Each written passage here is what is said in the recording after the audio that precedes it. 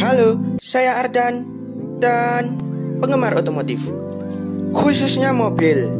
Mobil terdiri dari sangat banyak komponen. Salah satunya adalah transmisi. Transmisi sendiri terbagi menjadi beberapa jenis, dan yang paling populer adalah automatic.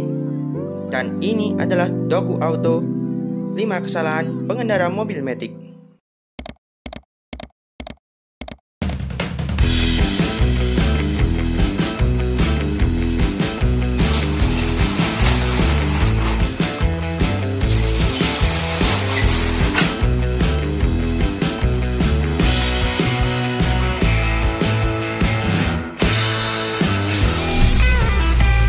Sambil menunggu mobil panas, ada baiknya kita ngobrol-ngobrol dulu. Ini adalah segmen baru yang dibuat karena butuh upload video dan menyajikan konten yang bervariasi. Kenapa butuh upload video? Karena butuh subscriber. 7 tahun channel ini berdiri, subscribernya masih segini-segini aja. Selain tujuan tersebut, dibuatnya segmen ini untuk berbagi tips dan pengetahuan yang saya tahu. Kolom komennya juga wadah terbuka untuk menyalurkan pendapat dan kolom diskusi.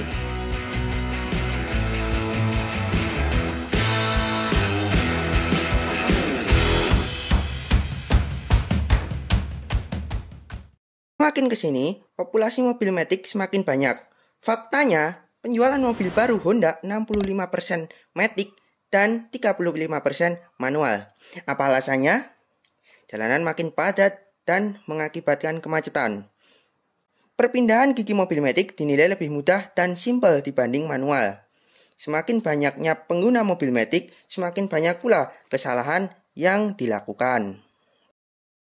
Pengguna mobil bertransmisi otomatis banyak yang memperdebatkan posisi tuas transmisi saat berhenti di lampu merah atau karena macet.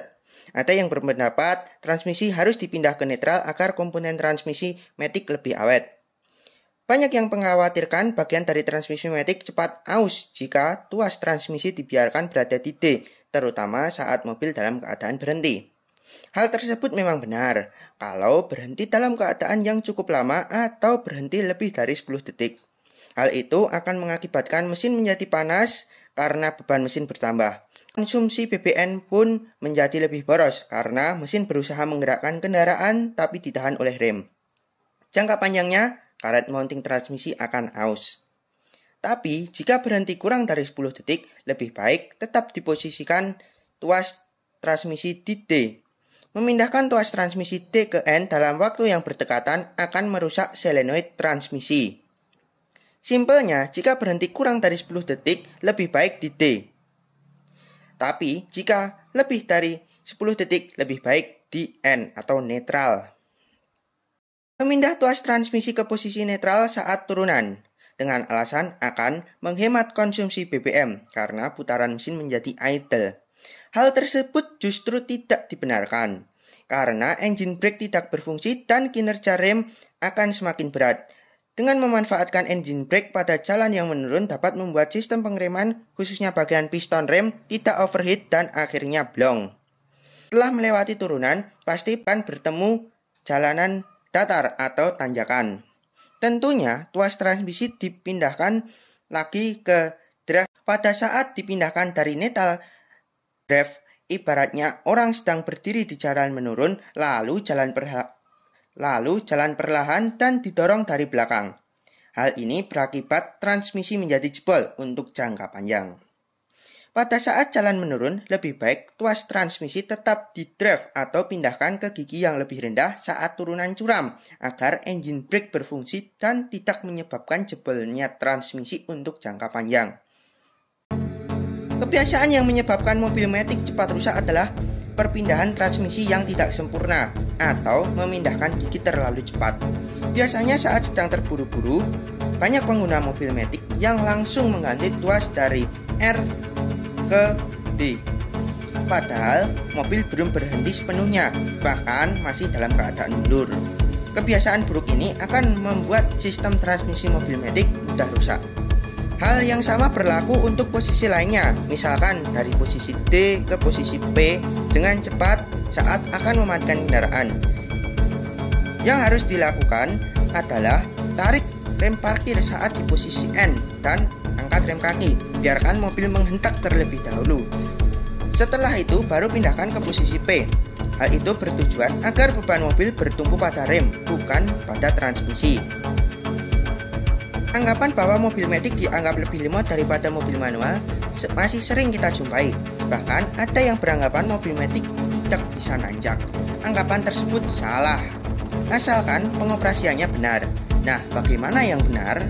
Jika ingin mendahului kendaraan di depan atau saat akan melewati tanjakan curam, pindahkan gigi ke mode 3, 2, atau L. Kalau transmisi maticnya tidak ada mode tersebut, maka pindahkan saja ke mode S dan atur gigi yang lebih rendah. Maka secara otomatis transmisi akan kick down ke gear yang lebih rendah agar mendapat tenaga yang lebih besar. Banyak user mobil matic mengatakan mobil matic tidak bisa parkir paralel karena saat parkir paralel, posisi mobil pasti akan menghalangi mobil lain. Agar mobil tetap bisa didorong, biasanya petugas parkir akan meminta agar pemilik mobil yang parkir paralel untuk tidak menggunakan rem parkir. Namun, cara ini hanya berlaku untuk mobil bertransmisi manual. Tidak demikian dengan mobil matic, sebab walaupun rem parkir tidak digunakan, mobil matic tetap tidak bisa didorong selama tuas transmisi berada di posisi parkir, yang memang diperuntukkan untuk parkir. Sebaliknya, bila tetap memasang tuas transmisi di posisi N atau netral, kunci tidak bisa dicabut. Cara agar transmisi berada di netral dan kunci bisa dicabut belum banyak yang tahu. Oke, jadi sekarang akan saya tunjukkan bagaimana caranya. Dan ini kita praktekkan menggunakan Honda Jazz yang sudah menggunakan kunci keyless. Nih. Dan cara yang pertama adalah kita buka dulu. Jadi di bagian sini ini ada tombolnya. Oke, terbuka seperti ini dan terpisah dari kuncinya ini. Nih. Langkah selanjutnya adalah kita tempelkan di lubangnya ini. Benar-benar sampai tertekan ke dalam dan kita injak rem. Nih, sampai tertekan benar-benar ke dalam. Habis itu kita pindahkan posisinya ke netral. Setelah terpindah ke netral, tinggal kita turunkan rem tangan. Maka mobil ini akan bisa didorong dengan leluasa.